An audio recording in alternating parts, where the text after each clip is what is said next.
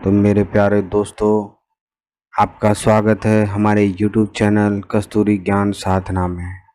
और इस चैनल के माध्यम से मैं आपको अलग अलग प्रकार के तंत्र मंत्र और यंत्रों के बारे में बताता हूँ। दोस्तों, तंत्र के अंतर्गत जो षटकर्म हैं, जो 6 महान कार्य किए जाते हैं, उनमें मारण पहला, उसके बाद वशीकरण, उच्चाटन, विद्वेषण, सम्मोहन और आकर्षण, ये जो तंत्र के 6 षटकर्म साधन हैं, ये शक्तिशाली मंत्रों के छंद में बंधकर तामसिक लोक की अदम्य शक्तिशाली दुर्धर्ष आत्माएं हैं, जिनके ये कार्य करती हैं, ये उसी से संबंधित हैं।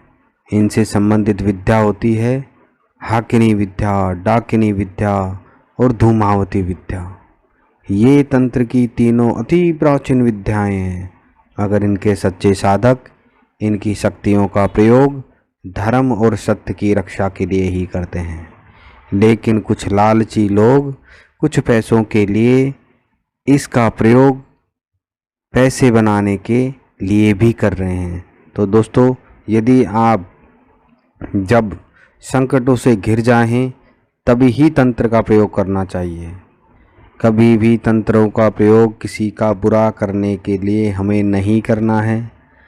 यदि आप चाहते हैं, जितना हो सके, जो मेरा आपसे निवेदन है वो यही है, जितना हो सके पूजा पाठ और मंत्रों का ही प्रयोग कीजिए, क्योंकि मंत्र महामणि विषम ब्याल के, मेटत हैं कुअंक भाल के। मंत्र क्या है? एक ऐसी महामणि जो ऐसे कुअंक, जो बदकिस्मती है, उसको भी मिटा देते हैं।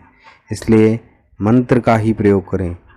जब सारे दरवाजे, सारे रास्ते बंद हो जाएं, तभी तंत्र की सहायता लेनी चाहिए, क्योंकि तंत्र की सहायता लेने पर उसका जो प्रभाव है कभी कभी हमारे ऊपर भी पड़ जाता है।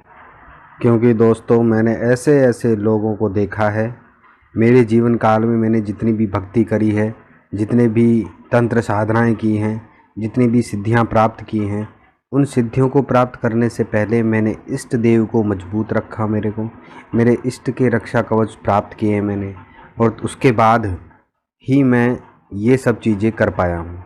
अतः दोस्तों, आपको इसमें से किसी प्रकार का ऐसा कोई ज़बरदस्ती प्रयोग नहीं करें। आजकल बड़े वीडियो चल रहे हैं यूट्यूब पे, कोई क्या बता रहा है, कोई कुछ बता रहा है, अलग अलग प्रयोग हो रहे हैं। लेकिन इन प्रयोगों को आप किसी भी अच्छे गुरु के निर्देशों में ही करें, क्योंकि यदि आप ऐसा नहीं करेंगे तो इनके उलट प्रभाव भी आपको सहने पड़ेंगे।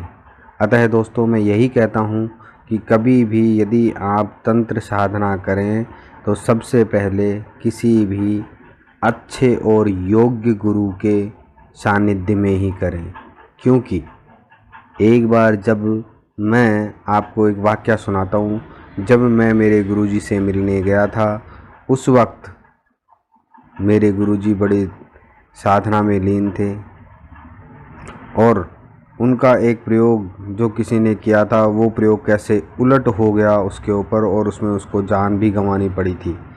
तो मैं आपको एक सुनाता हूँ कहानी कि जिसमें एक मारण प्रयोग हुआ। और अब हमारी जो वाकया है, मेरे जो जीवन का एक्सपीरियंस रहा है, वो कहाँ से शुरू होता है, अब ये आपको सुनाता हूँ। वाराणसी आप सभी जानते हैं, उत्तर प्रदेश के अंदर एक वाराणसी शहर, और उस वाराणसी शहर के अंदर जो भारतीय संस्कृति और साधना का केंद्र बिंदु माना जाता है, उस के अंदर अभी भी उच्च कोटि के योगी और महान शक्ति संपन्न क्या तंत्र साधक रहते हैं। आज भी यदि हम बात करें तो सबसे ज़्यादा जो तंत्र शक्ति का जो पीठ है, वो कहाँ है? उत्तर प्रदेश में है। और वाराणसी के अंदर अघोर तंत्र साधना होती है। इसलिए दोस्तों, अब मैं आपको जो स्टोरी सुनाने जा रहा हूँ वो मेरे गुरुजी की है, और गुरुजी ने क्या किया, कैसे किया, ये आपको मिलेगा सुनने को। तो दोस्तों, आज से 20 साल पहले जब मैं हमारे गुरुजी से मिलने गया वाराणसी की उन तंग गलियों में जहाँ पे भगवती काली की घर घर में पूजा और साधना की जाती है, जब उनके मैं पास पहुँचा तो बड़े ही तेजस्वी साधक जिनकी आयु थी 80 वर्ष, लेकिन उनका जो मुखमंडल था बिल्कुल ऐसे लग रहा था कि 40 वर्ष से आयु ज़्यादा नहीं होगी।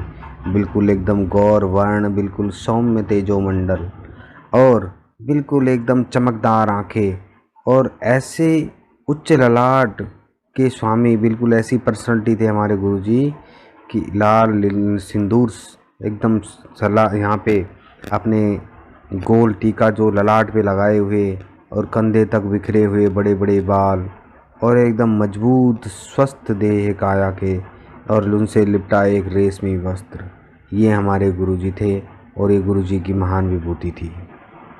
मैं उनके सानिध्य में लगभग 10 वर्ष रहा था और इस दीर्घ अवधि में मैंने कई बड़े चमत्कार देखे, कई सारी सिद्धियां प्राप्त की, कई सारी सिद्धियां उनकी देखी।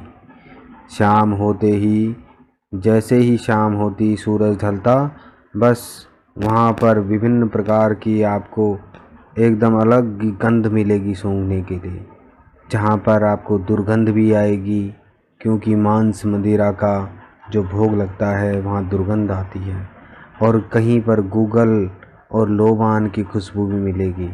बड़ी विचित्र वेशभूषा के लोग देखने को मिलेंगे और किसी के भी चेहरे पर विषाद और चिंता के भाव विद्यमान भी मिलेंगे।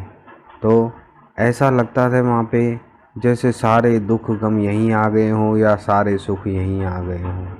ऐसी महान सिद्धियाँ वहाँ तांत्रिकों की होती है। तो दोस्तों, मैं जब गुरुजी के पास पहुँचा तो गुरुजी से मिलने के लिए जैसे ही पहुँचा, वहाँ पर मातंगिनी बैठी हुई थी, एकदम बिल्कुल कृष्ण वर्ण और बड़े बड़े बाल, एकदम उन्तुंग स्तन और एकदम बिल्कुल पतली कमर वाली मातंगिनी और मदिरा से रक्त बिल्कुल आँखें, मस्तक पर तारे जैसी चमकती बिंदी, हाथों में शंख की चूड़ियाँ। मातंगिनी को देखकर मैं समझ गया कि ये महान तंत्र साधक और सौसिद्ध भवतारण हैं और ये भैरवी है। और तांत्रिक साधना में भैरवी का स्थान बहुत ही बड़ा होता है, क्योंकि भैरवी के बिना कोई भी महामाया भगवती की साधना नहीं कर सकता। तो दोस्तों मैं जैसे ही गुरुजी से मिलने के लिए वहाँ पहुँचता हूँ, देखता हूँ एक सज्जन बेचारे बैठे हुए हैं वहाँ पे गुरुजी से मिलने के लिए। अब वो, उनका नाम था भुवन जी। अब भुवन जी से मिलता हूँ तो करीबन 40-42 साल के आसपास होंगे और अभी उनका विवाह उन्होंने कराई था। उनकी पत्नी का नाम था लक्ष्मी और शायद अप्रोक्स 25 साल की महिला रही होंगी। तो जैसे ही मैं वहाँ पहुँचता हूँ, देखता हूँ कि वो परेशान हैं। वो क्यों है परेशान? क्योंकि जो भुवन जी का बॉस था, वो जो बॉस था, उस बॉस ने भुवन जी की जो पत्नी थी, उस पत्नी इतनी सुंदर थी कि उसके ऊपर उनका दिल आ गया। अब जब उनका दिल आ गया तो न जाने पता नहीं कैसे, मतलब इतना कामी दुराचारी आदमी कैसे हो सकता है, मैं समझ नहीं सकता हूँ। तो मतलब उसके जो बॉस था, उस बॉस की एकदम उनके ऊपर जैसे ही नज़र मिली तो उन्होंने बोल दिया कि भाई अब ये तो मुझे चाहिए। अब किसी भी पति के सामने उसकी पत्नी के बारे में यदि कोई ऐसा बोलेगा तो जाहिर सी बात है कि उसको गुस्सा आएगा, लेकिन बेचारा क्या करे, बॉस तो बॉस होता है, अब बॉस से कैसे कहे। तो अब बात इसीलिए गुरुजी के पास में पहुँचे कि गुरुजी ही इस सब चीज़ों को रोक सकते हैं, क्योंकि हमारे गुरुजी भी बहुत ही सिद्ध पुरुष थे। तो उन्होंने एक ही बात बिल्कुल सोचा हुआ था। उनका जीवन में एक उद्देश्य ये था कि यदि मैं किसी का बुरा नहीं करूँगा, लेकिन यदि कोई असामाजिक कार्य करेगा, तो यदि असामाजिक कार्य करने वाले व्यक्ति जो किसी भी बेचारा आदमी को परेशान करेगा या और कुछ करेगा, ऐसे आदमी को बिल्कुल छोड़ूंगा नहीं। ये हमारे गुरुजी की बिल्कुल वो थी, विशेषता थी। जैसे ही गुरुजी आए, गुरुजी के सामने बेचारा पैरों में गिर गया और बड़े ज़ोर ज़ोर से फपक फपक कर रो रहा था। अब क्या किया जाए? गुरुजी चुपचाप एकदम मौन साधे हुए देख रहे थे आप गुरुजी कर भी क्या सकते हैं, अभी तो कुछ नहीं कर सकते। लेकिन गुरुजी ने सोचा कि ये बहुत ही परेशान है, और यदि कोई इंसान जब टूट जाता है उसके पास कोई ऑप्शन नहीं होता है तो क्या करेगा। गुरुजी ने सीधे ही भैरवी को आवाज़ दी, मातंगिनी जल्दी आओ। मातंगिनी तुरंत प्रभाव से आके खड़ी हो गई वहाँ पर, क्योंकि वो उनकी सेविका थी, वहाँ पे उनका गुरुजी का साथ देती थी। और जैसे ही वो आती है तो वो पहले से ही समझ जाती है उसे क्या करना है। एक शराब का एक बर्तन लेके आई और गुरुजी के सामने रख दिया, और जो स्फटिक जानते हो कांच का जैसा आता है स्फटिक के गिलास के अंदर पूरा भरा हुआ था मदिरा से, और एक ही सांस में पीने के बाद भैरवी को एक तुरंत आदेश दिया, आदेश का तुरंत पालन हुआ। सारी जितनी भी आवश्यक सामग्री थी पूजा पाठ की, उसकी व्यवस्था 1 मिनट में कर दी, क्योंकि बहुत एक्सपीरियंस था, गुरुजी के साथ में रहती थी, गुरुजी की हर एक क्रियाकलाप से वाकिफ थी, गुरुजी को कब क्या चाहिए होता है। और अब गुरुजी के मंदिर के पट खुलते हैं और सामने भगवती काली, और उसका जैसे ही गेट खुलते हैं और तांत्रिक प्रयोग की पूजा प्रस्तुत पराशक्ति महाकाली के सामने, और सामने भगवती काली की पाषाण प्रतिमा। और जैसे ही महाशक्ति को मदिरा से स्नान कराकर जवा कुसुम की माला उनके गले में डाल दी, वैसे ही पंचमुंडी आरूढ़ा उस प्रतिमा का मुखमंडल ऐसे बिल्कुल तब तब करके जल उठा। एक बार ही लगा, वाह, बिल्कुल ऐसे लगा कि जैसे स्वयं साक्षात भगवती बैठी हुई। और पंचमुंडी आसन के निकट ही हवन कुंड, जिसमें गूगल चंदन का धुआं उठ रहा था, और टन टन टन करके घंटी की आवाज़ आई। 12 बजते ही महानिशा की बेला आ गई, क्योंकि जितनी भी भगवती काली के ऐसे जब तंत्र प्रयोग जब होता है, और ख़ासकर जब मारण प्रयोग, ये 12 बजे से स्टार्ट होते हैं। गुरुजी अपने आसन से उठे और काली के दरबार में पहुंच गई। पानी से अपनी रुद्राक्ष को धोला और भगवती को प्रणाम किया। जैसे ही भैरवी को संकेत मिला, संकेत मिलते ही तुरंत दीपक जला दिया। सेविका थी, सेविका ने दीपक जला दिया। बलि पशु की पूजा की, उसके बाद पूजा की बलि खड़क की, जिससे बलि देनी थी, और वातावरण बिल्कुल ऐसे नीरवता से व्याप्त हो गया, बिल्कुल सुनसान, और रहस्य का धुआं भरा हुआ चारों ओर पूरे कमरे के अंदर। ऐसा लग रहा था कि कोई भयंकर तांत्रिक अनुष्ठान होने वाला है। और ऐसा भयंकर तांत्रिक अनुष्ठान आपको पता है मारण प्रयोग के लिए किया। सेविका वहीं गेट के पास में खड़ी थी जहाँ पर भगवती माँ का मंदिर था, और उसके एकदम बिल्कुल ऐसे गुस्से में लाल हो रखी थी, पता नहीं उसे क्या हो गया था। मैंने पूछा, आज लगता है गुरुजी कोई भयंकर प्रयोग कर रहे हैं। जैसे ही मेरी तरफ उसने देखा, चुपके से बोली, मारण प्रयोग हो रहा है। मारण प्रयोग के नाम सुनते ही एक बार तो मैं भी रोमांचित हो गया, मेरे भी रोंगटे खड़े हो गए। हे भगवान, मारण प्रयोग! गुरुजी ने तो कभी मेरे को कहा नहीं कि तुम मारण प्रयोग करना, क्योंकि सीखा तो हमने भी था, लेकिन कैसे करें। बुरा किसी का करना नहीं, लेकिन आज गुरुजी स्वयं कर रहे हैं। लेकिन गुरुजी क्या करें, सामने बेचारे भुवन जी और उनकी पत्नी का जो, मगर किसके लिए? तभी नाम आया, और ये तो इनके बॉस के लिए कर रहे हैं। बिल्कुल, अब तो 100% मैं भी समझ गया कि उसी नर पशु के लिए बलि पशु प्रदान की जा रही है। तभी मेरी दृष्टि पड़ती है किसके ऊपर? गुरुजी के ऊपर। खड़ग उठा लिया गुरुजी ने, और जैसे ही मंत्र पढ़कर एक बार पशु पर बलि फूंक मारी। किस पर? जिसकी बलि दे रहे हैं भगवती काली। जस्ट ऐसे ही चलकर बिल्कुल जैसे ही गुरुजी ने फूंक मारी, और बलि पशु अपने आप अपना सर महाशक्ति काली के सामने झुका दिया, और एक भयंकर चीख उठी। किसकी? बलि पशु की नहीं थी, लेकिन किसकी चीख? बलि पशु की नहीं थी, बिल्कुल किसी अदृश्य अमानवीय प्राणी की चीख थी। लेकिन कौन था वो? ये बिल्कुल अभी भी संशय हो रहा था, क्योंकि प्रयोग सीखा तो हमने भी लेकिन आजमाया कभी भी नहीं। और आजमाए भी तो क्यों आजमाए, लेकिन कौन था वो जिसकी चीख आई? बलि पशु की चीख नहीं थी तो फिर चीख किसकी थी? काली ग्रह की सारी धरती पशु से खून से लाल उठी। जैसे ही सेविका उठी, सेविका कौन, मातंगिनी, मुंड को उठाकर थाली में रखकर पूजा करती है और उस पर कपूर जलाती है। और चार भुजा काली जो सामने माता है, उनकी 10 प्रतिमा के पीछे ले जाते हैं और भयंकर सारा शरीर ऐसे रोंगटे खड़े हो गए, सिर उठा। क्या किया जाए?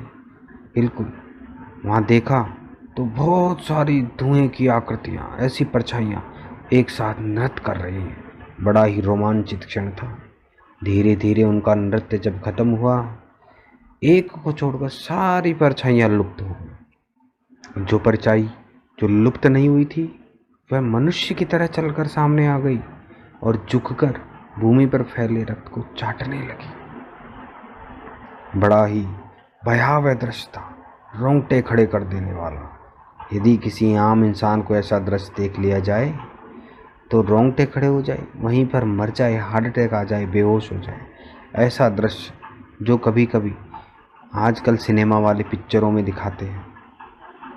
अब जैसे ही सामने वो परछाई चाट कर खून चाटने के बाद में स्थिर हो गई। गुरुजी ध्यान मुद्रा में बैठे मंत्र जपे जा रहे थे, तो जो परछाई थी बिल्कुल एकदम स्थिर हो गई, इंतजार करने लगी। इंतजार किसका? प्रतीक्षा कर रही है। किसकी प्रतीक्षा कर रही है? समझ गया, गुरुजी के आदेश की प्रतीक्षा कर रही। लेकिन जैसे ही अचानक एक जोर की चीख कमरे में गूंजती है, और जोर की चीख जैसे ही गूंजती है और तुरंत वहाँ से परछाई लुप्त हो जाती है और गुरुजी का जप समाप्त हो जाता है। वो अपने आसन से उठ जाते हैं और देवी को प्रणाम करते हैं। देवी को प्रणाम करते तो जैसे ही मंदिर के निकट जो भुवन जी खड़े थे वहाँ, उनको प्रसाद देते हैं, माथे पे टीका लगाते हैं और एकदम बिल्कुल गंभीर हो गए और उसको कहते हैं कि तेरा बॉस कल का सूर्य नहीं देख सकेगा। बस इतना ही गुरुजी ने उससे कहा। वो हमारे गुरुजी ज़्यादा नहीं बात करते थे कि कल उसका सूर्य उदय नहीं निकलेगा, कल का सूरज नहीं देख पाएगा। बस इतना गुरुजी कहते हैं। मोहन जी चरणों में माथा टेक देते हैं गुरुजी को और उसके आंसू आ जाते हैं बेचारे। लेकिन ये सुख शांति नहीं, ये विजय के आंसू थे। और उस समय उसके चेहरे की जो प्रसन्नता थी वो दिख रही थी कि बस क्या ज़बरदस्त खुश हो रहा है बंदा। जैसे ही बहुत दिन हो गए तो मैं वहाँ से आ गया। मुझे पता नहीं था कौन था क्या था, लेकिन जब वापस आ गया तो वापस जब 2-4 महीने बाद में मैं गया तो मैंने पूछा, वापस वही सेविका गुरुजी की वहीं बैठी हुई थी। मैंने पूछा क्या हुआ वो जो उस दिन आया था उसका? अरे बड़े जोर से हंसी मेरे को देखकर। क्या हुआ बताया नहीं कि 2 दिन बाद फ़ोन आया था उनका। तो मैंने पूछा क्या हुआ फ़ोन पे, क्या बात हुई? तो वो हंसकर बोली, होना क्या था, जो डर क्या रहा था, जो डर लग रहा क्या? मैंने कहा नहीं डर तो नहीं लग रहा है, क्या हुआ बताओ। तो बोला तुम इतने अधीर हो रहे हो, बताओ तो सही हुआ क्या आखिर।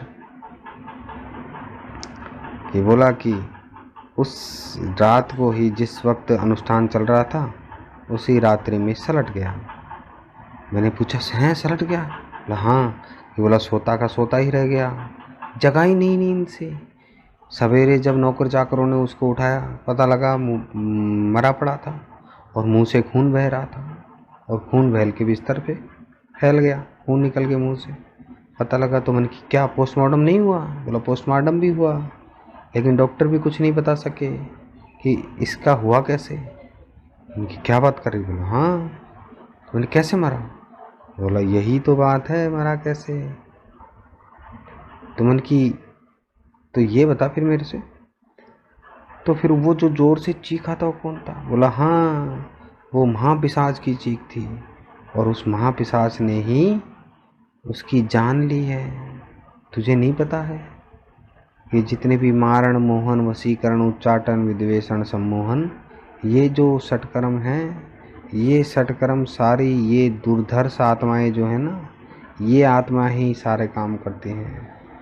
और वो तो महापिशाच की आत्मा थी। वो महापिशाच को क्या चाहिए था? खून चाहिए था, जो उसे मिल गया, और वो खून चाट कर ही गया था, और इसीलिए उसकी चीख निकली थी। अच्छा, मैं समझ गया। तो ये तो बड़ा भयंकर प्रयोग था, और गुरुजी ने बड़ा भयंकर काम किया है। तो अब तो भाई गुरुजी के बिल्कुल जाके चरण पकड़ने पड़ेंगे कि गुरुजी हमें भी सिखाइए कुछ।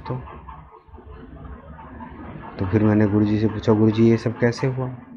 गुरुजी ने कहा कि जो होना तो हो गया, अब तुम आनंद करो। गुरुजी मैं करूँ प्रयोग? बोला नहीं, कभी भी किसी के बुरे कर्म के लिए ये प्रयोग नहीं करना चाहिए।